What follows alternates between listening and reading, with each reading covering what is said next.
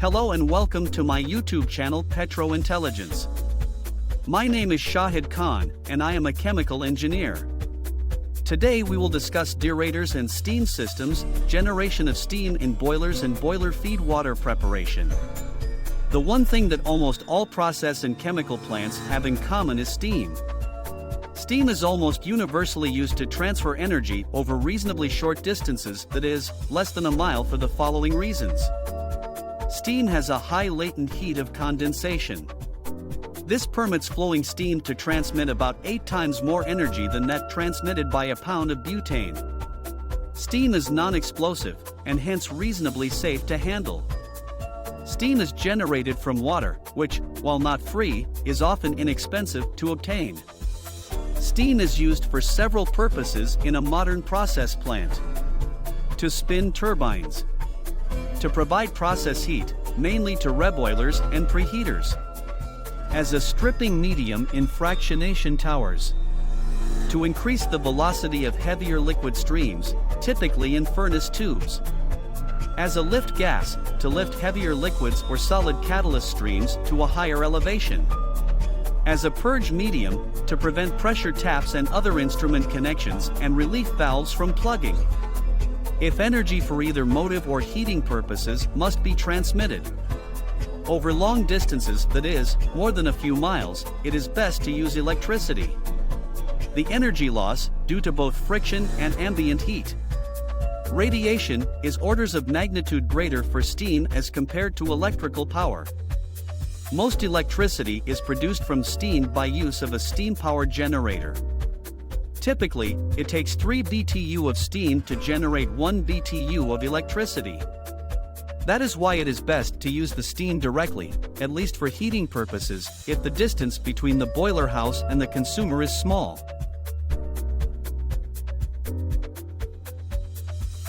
Boiler feed water and its sources. Steam is generated from boiler feed water. But water used for steam generation must first be purified. For example, raw water drawn from the river has 3 objectionable contaminants: sand and silt, dissolved solids, typically carbonates, oxygen. The particulate matter, sand and silt, is removed by flowing upward through a gravel and sand filter bed. The coarser gravel is in the lower part of the bed. The filter beds are backflushed periodically with clear water to clean off the accumulated mud. The dissolved solids, such as calcium carbonates, are removed by hot lime softening or demineralization. Demineralized water, also called deionized water, typically has essentially all anions and cations removed by ion exchange resin. Demineralized water is preferable to hot lime softened water as boiler feed water for several reasons. For one thing, steam produced from hot lime softened water will have some amount of silicates. These silicates tend to deposit on the rotor blades of turbines, which use the motive steam as a source of energy. The silicate fouling of the turbine blades reduces the turbine's efficiency. But, more importantly, from an operator's point of view, the silicate deposits eventually break from the blades. This unbalances the rotor. An unbalanced rotor is the fundamental cause of vibration. Vibrations lead to damage of the shaft bearings and seals. Eventually, vibrations will destroy the turbine's internal components. Also, the hot lime softened water has variable amounts of carbonate contamination. When boiler feed water is converted to steam, the carbonate deposits will break down into carbon dioxide and hardness deposits. The hardness deposits coat the inside of the boiler's tubes, interfere with heat transfer and overheat the tubes. The carbon dioxide, which is also generated from the dissolved solids, creates more serious corrosion problems in downstream heat exchangers. When the steam condenses, the carbon dioxide may remain trapped in the reboiler or preheater as a non-condensable gas. Actually, there is no such thing as a non-condensable gas. Even CO2 is somewhat soluble in water. As the CO2 dissolves in the condensed steam, it forms carbonic acid, a relatively weak acid, pH typically between 5 and 6. Strong acids will have pH values of 1 to 2. Pure water has a pH of 7. Carbonic acid is corrosive to carbon steel heat exchanger tubes. Oxygen is a particularly reactive element. Actually, oxygen is a very potent gas and reacts aggressively with exposed metal surfaces to form oxides. Of all the corrosive substances encountered in a process plant, few exceed oxygen in reactivity with steel pipes. If a considerable amount of oxygen is left in boiler feed water, interior corrosion of the boiler tubes will be rapid. The bulk of the oxygen, or dissolved air, is stripped out of the boiler feed water in a deaerator. In properly operated process plants, most of the boiler feed water should be recovered condensate, that is, when steam condenses to water, the condensate produced should be recovered and returned to the boiler house. Often, the recovered condensate will first pass through a deoiling clay bed to remove any hydrocarbon contaminants. To calculate the percent of condensate recovered, we need to know two numbers: total steam production, SP, total raw water flow, RW. The percent condensate recovery, CR, can then be calculated. CR equals 100% minus 100 times RW per SP. Plants with CR greater than 70% are usually doing a good job of recovering condensate. CR values of less than 30% represent poor performance. Poor condensate recovery is expensive for two reasons. One reason is the energy and chemicals needed to prepare the boiler feed water. However, in recent years, there is a second, more expensive cost associated with poor condensate recovery: effluent wastewater treatment. I well remember one refinery in which boilers and heat exchangers suffered from constant steam-side corrosion and fouling. Investigation showed that the intake water treatment plant operators would occasionally partially open the raw water bypass around the entire treatment plant. They had a good reason, however, which they explained: "You all have to admit, some kind of water is better than no water at all." Deaerators. This picture is a sketch of a typical boiler feed water deaerator. The lower portion of the deaerator acts as a surge vessel for the boiler charge pump. The working part of the deaerator is the smaller vertical section on top of this surge vessel.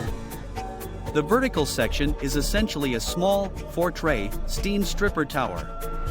Sometimes these trays are called mixing shelves, but their function is the same as any distillation tower tray, to bring the vapor, steam, into intimate contact with the liquid, soft water. The objective of the little tower is to drive off the light component, air, dissolved in the soft water, with the heavier component, steam. The deaerator shown in picture is operating at 250 degrees Fahrenheit. This particular temperature corresponds to the boiling point of water at 15 psig. We can say, then, that the temperature of the deaerator controls its pressure. However, it is equally correct to say that the pressure of the deaerator sets its temperature. The 120 degrees Fahrenheit soft water is heated to 250 degrees Fahrenheit by the 50 psig heating steam. In most deaerators, the vast majority of the heating steam is condensed inside the deaerator. The heat of condensation of the steam is used to heat the soft water. Usually, only a small amount of the heating steam, specifically, stripping steam, is vented through the restriction orifice located in the atmospheric vent. It is this small stripping steam flow that drives the air out of the soft water. Note that the collected steam condensate does not pass through the little stripper section. As this stream is just condensed steam, it should be free of air. Hence, it does not need to be stripped. A common deaerator malfunction. Mr. X was once a high school teacher in a school. I do not quite understand the connection, but many high school teachers become good process plant operators. Perhaps they find the work less hazardous. Mr. X became an operator at the utility complex for a major sugar refinery. Here is a rather neat problem that Mr. X and I solved together. The problem was cavitation of the high-pressure boiler feed water charge pump, as shown in picture. Such pumps are often multi-stage. This means that there are 3 or 4 pump impellers on a relatively long shaft. The longer the pump shaft, the greater the damage caused by vibration to the pump support bearings and mechanical seal. Cavitation is certainly the leading cause of vibration in centrifugal pump operation.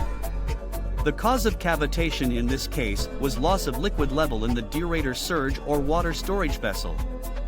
The symptoms of the problem Mr. X described to me were as follows. 1. An operator working at the main boiler would open the boiler's blowdown valve. Some lime-softened water, about 10% of the boiler's total feed water, must be drained to maintain the total dissolved solids, TDS, content of the boiler's circulating water below a safe maximum.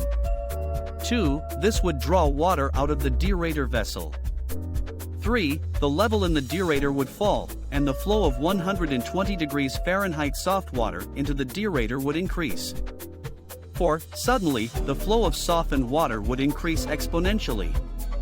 The level control valve would rapidly open. Yet, the level in the deaerator would slowly continue to fall until the pump lost suction and cavitated. Mr. X and I then made the following field observations. 1. When the flow of softened water exceeded 80,000 pound/hour, the heating steam pressure control valve, as shown in picture, would open to 100%. 2. A further increase in softened water flow drove the deaerator pressure down. This happened because the deaerator temperature also dropped. 3. Suddenly, the atmospheric vent pipe, which had been venting steam, started to blow out rather large quantities of water with the steam. 4. This removed some of the water from the boiler feed surge drum portion of the deaerator. 5. As the deaerator water level fell, the 120 degrees Fahrenheit softened water flow increased. 6. The escalating flow of colder softened water cooled down the deaerator. 7. Since the water in the deaerator must always be at its boiling point, the reduction in the deaerator temperature resulted in a reduction in the deaerator pressure. 8. The reduced deaerator pressure coincided with an increase in water jetting out of the atmospheric vent. What was happening? Well, we have already discussed this phenomenon in a previous video on tray flooding. Water carryover from the top of tray 1, as shown in picture, is simply a clear signal that our little 4-tray distillation tower is flooding. But what is causing the trays to flood? Trays usually flood because of excessive vapor flow. The vapor flowing to tray 4 is essentially the heating steam flow. Certainly, most of the steam condenses on the trays, as the heating steam comes into contact with the 120 degrees Fahrenheit softened water. It takes about 1 pound of 50 psig steam to heat 7 pounds of water from 120 to 250 degrees Fahrenheit. The uncondensed steam is then vented from the top of our tower through the atmospheric vent. However, the full steam flow, from the pressure control valve, does flow up through tray 4. Obviously, when this pressure control valve is 100% open, the weight of vapor flow to tray 4 is at its maximum. However, dear listeners, do not forget that when the steam inlet pressure control valve is 100% open, any further increase of cool softened water flow will suppress the deaerator's pressure. When the pressure of a vapor goes down, its volume goes up. Volume is inversely proportional to pressure. In addition, when the volume of a vapor flowing through a tray increases, so does its velocity. Any increase in vapor velocity through a tray result in higher tray pressure drop. Moreover, what is it that causes trays to flood? Why, it is high tray deck pressure drop. To solve this problem, Mr. X recommended to his boss that the softened water be preheated by using it on one side of a heat exchanger to cool off a waste foul liquor stream that was flowing to the effluent treatment pond. This heated the softened water from 120 to 160 degrees Fahrenheit. The 50 psig steam demand was reduced by 25%. This reduced steam flow prevented the trays from flooding. Note that it is okay to heat softened or demineralized water to 160 degrees Fahrenheit. You should not, however, do this with raw water. Calcium carbonate salts will plate out and foul the heat exchanger tubes. I rather like this problem. It illustrates how knowledge of one type of process equipment, a distillation tower, can help us understand problems in a piece of equipment that is superficially quite a bit different.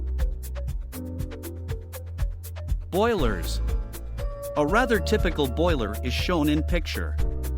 This is the sort of boiler one might rent to generate 50,000 pound/hour of 150 psig steam. Incidentally, rented process equipment does not have to be returned to the owner if the plant files for bankruptcy. But that is another story. The boiler shown in picture relies on natural circulation.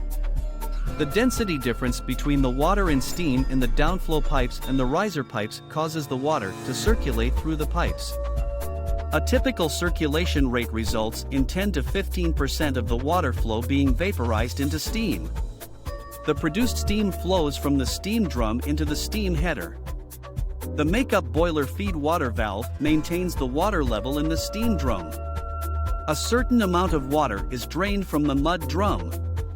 The amount of this blowdown is determined by measuring the TDS in the steam drum. Typically, a target of several thousand parts per million, ppm, of TDS is specified. If the steam is generated at a low pressure, 150 psig, for use in reboilers, rather high TDS may be acceptable. If the steam is generated at a high pressure, 1400 psig, for use in high-speed turbines, a much lower TDS target would be set. It is really the quality of the treated boiler feedwater that sets the blowdown rate. Deionized or demineralized water might require a 1 to 2% blowdown rate. Hot lime softened water might require a 10 to 20% blowdown rate. The amount of hardness deposits and silicates in steam is a function of entrainment of water, as well as the TDS of the boiler feedwater. A well-designed boiler, then, often is equipped with a mesh-type demister pad to remove entrainment from the produced steam. The water level in the steam drum in picture controls the boiler feedwater, BFW, makeup rate. However, note that the steam drum is full of boiling water. How can we measure the real level of this two-phase mixture in the steam drum? After all, the external level indication chamber, level troll, holds just water. When we look at the gauge glass, it has water, not steam. Hence, the indicated water level outside the drum is less than the boiling water level inside the drum. This discrepancy causes water carryover with the steam due to high boiling water levels. If we are superheating the steam, then the silicates and other salts in the entrained water will deposit inside the superheater tubes. What I have just described is the leading cause of superheat tube failure. Most of the trouble can be avoided if you understand that the actual level inside the steam drum is higher than the external water indication shows. I have explained this matter in greater detail in the video on waste heat boilers. Superheaters and economizers. This is not a complete picture of a larger industrial-type boiler. Mainly, it does not show the superheat and economizer tubes. This picture gives a better idea of the relative arrangement of the steam-generating tubes, superheat tubes, and economizer tubes. Let us assume that we are generating 100,000 pound/hour of 150 psig steam. In the economizer section, the effluent from the deaerator at 250 degrees Fahrenheit would be heated to 350 degrees Fahrenheit. As the specific heat of water is 1.0 BTU per pound degree F, we would need 100 BTU per pound of water. However, to produce 100,000 pounds of steam, we might need a 10% blowdown rate to control TDS. This means 110,000 pound/hour of boiler feed water is needed. Therefore, the economizer heat duty would be 110,000 pound/hour times 100 BTU per pound equals 11 million BTU per hour. The latent heat of vaporization of 150 psig steam is roughly 880 BTU per pound. Therefore, the steam generation section heat duty would be 100,000 pound/hour times 880 BTU per pound equals 88 million BTU per hour. The specific heat of steam is 0.5 BTU per pound degree F. As shown in this picture, the saturated steam will be superheated from 360 to 680 degrees Fahrenheit. Alternatively, we may say that the steam superheat will be 320 degrees Fahrenheit. We would then need 160 BTU per pound. Hence, the superheater section heat duty would be 100,000 pound/hour times 160,000 BTU per pound equals 16 million BTU per hour. The total boiler heat duty would be the sum of the economizer, generation, and superheat sections, or 115 million BTU per hour. I have noted that the stack flue gas temperature of the boiler is 680 degrees Fahrenheit. Let us assume that we have around 3% oxygen in the flue gas, or about 15% excess air. We can then apply the following rule of thumb: for every 300 degrees Fahrenheit that the flue gas temperature exceeds the ambient air temperature, the boiler efficiency drops by 10%. If our ambient air temperature is 80 degrees Fahrenheit, then our boiler efficiency is 80%. The fuel consumed in our boiler is then 115 times 10 power 6 BTU per hour divided by 0.8 equals 144 million BTU per hour. Waste heat boilers. Probably only 20% of process plant operators or engineers ever work on the sort of boilers shown in pictures. However, 90% of process plant personnel will, at one time or another, in all likelihood operate a waste heat boiler. In many petroleum refineries and chemical plants, most of the plant's steam is generated in such waste heat boilers. One of the most common such boilers is the kettle boiler, as shown in picture. The hot oil to the kettle boiler is a circulating pump-around stream from a fluid catalytic cracker fractionator slurry oil circuit. There is a fundamental difference between this sort of boiler and the utility plant boilers discussed previously. In the kettle boiler, the heating medium is inside, rather than outside, the tubes. To obtain the full capacity of the kettle boiler, the uppermost tubes should be submerged in boiler feedwater. This requirement creates a few problems. First, note the water level in the level indicator shown in picture. It looks quite a bit lower than the water level inside the kettle. Why? Well, because the water inside the kettle is boiling water. The water density has been reduced by the bubbles of steam. I have discussed this problem in detail in my video on level control. Basically, the difficulty is that the water in the level indicator has a specific gravity of about 1.0. The boiling water in the kettle has a specific gravity of perhaps 0.5. If we have 4 feet of boiling water in the kettle, then, by pressure balance, we will have 2 feet of cool water in the level indicator. To compensate for this problem, the top tube of the tube bundle should be kept well below the top of the kettle. This also will help retard entrainment of boiler feedwater in the steam. To further improve the steam quality, the experienced design engineer places a dome, as shown in picture, on top of the kettle. The dome will have a sloped demister mesh pad. A demister acts to coalesce small droplets of water into larger droplets. The larger droplets easily settle out of the flowing steam. The demister is sloped to promote liquid drainage from the surface of the pad. Of course, if the steam from the kettle will be used to reboil some nearby column, entrainment is not a major problem. If the steam is going into superheater tubes, however, serious entrainment will lead to solid deposits inside the superheater tubes, and this may cause these tubes to overheat and fail. Fouling of turbine blades would also result. Identifying waste heat boiler tube leaks. This picture shows 2 waste heat boilers that are generating superheated, 150 psi steam from a fractionator hot oil pump around. After years of trouble-free operations, water was observed in the gas oil pump around return stream.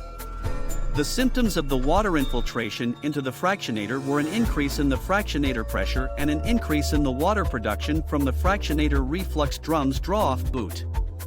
The operators planned to bypass boilers A and B in turn, as shown in picture, to determine which boiler had a tube leak. Boiler A was arbitrarily selected. The hot gas oil pump around from the fractionator was closed.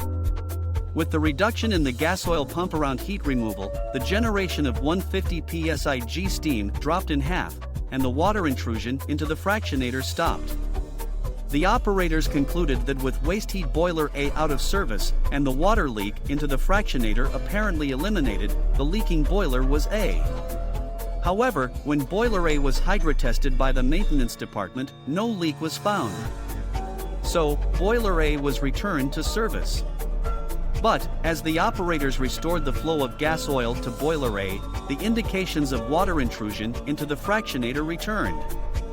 The operators, quite angry, again removed boiler A out of service and insisted that the maintenance department this time find and actually fix the tube leak in boiler A. This scenario was repeated 3 times, until the plant manager intervened and instructed the engineering department to purchase a new $250,000 tube bundle for boiler A. The refinery had lost $100,000 per day in production for about 40 days, up to the day that the new tube bundle arrived. The new bundle was quickly installed. As the gas oil pump around flow was restreamed, the flow of water into the fractionator was once again initiated. Can you see the problem? It is a failure in applied logic. Boiler A was never leaking. All along, it was boiler B that leaked. Here is what had happened. When boiler A was removed from service, the steam flow from the steam drum dropped by 50%. The delta P through the superheat coil, shown in picture, dropped from 30 psia to 1/2 square times 30 equals 7.5 psia, that is, delta P varies with the flow squared. The pressure in the steam drum then fell from 180 psig to 150 plus 7.5 equals 157.5 psig, that is, the pressure of the 150 psig plus the superheat coil delta P. The pressure in the steam drum fell below the 160 psig pressure of the gas oil pump around return.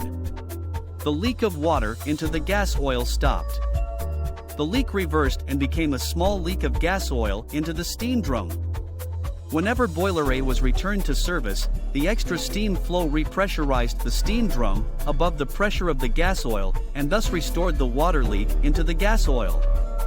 It was found that the steam was contaminated with gas oil whenever the waste heat boiler B was in service with boiler A offline. Boiler A was put back online again and the water reappeared in the fractionator as it had on the 4 prior occasions. However, we now had boiler B isolated, but left boiler A online with no resulting oil contamination of the 150 psig steam and with no water contamination of the gas oil pump around. A tube leak was found and fixed in boiler B, and then boiler B was also returned to service and the full unit charge rate was restored. An intelligent engineer solved this problem in just 4 hours, while the client failed to solve the problem in 40 days. One key observation he made was the oil contamination of the steam at the steam sample point shown in picture, when only the boiler B was in operation. The second observation he made was that the steam drum pressure increased above the gas oil pump around pressure, when both boilers were in service together. This story illustrates the importance of making direct field observations. The relevant pressure gauges and samples were not available until the engineer showed up on site and asked that they be installed. It also illustrates an even more important principle of taking an analytical approach to problem solving. That is, all possible contributions to a problem need to be considered. Then field observations should be made to confirm or refute the existence of each problem. Convective section waste heat steam generation. This picture shows another common form of steam generation from waste heat. Boiler feedwater is circulated via a pump through the convective tubes of a fired heater. Most of the heat released by the fuel, 50 to 70%, is absorbed in the process coils. Perhaps 10 to 25% of the waste heat in the flue gas is absorbed in the steam generation coils. It is good design and operating practice to keep the percent of water vaporized in the steam generating coils to well less than 50%. Higher rates of vaporization promote the laydown of salts inside the convective tubes. Low water circulation rates will lead to tube leaks. It is probably best to consume steam generated in small waste heat boilers locally in steam reboilers and preheaters. Turbine drivers are best powered by boiler house steam, where steam quality is more closely monitored and controlled. That's all, gentlemen. If you like my video, please follow my YouTube channel Petro Intelligence for more videos. Good day and good luck.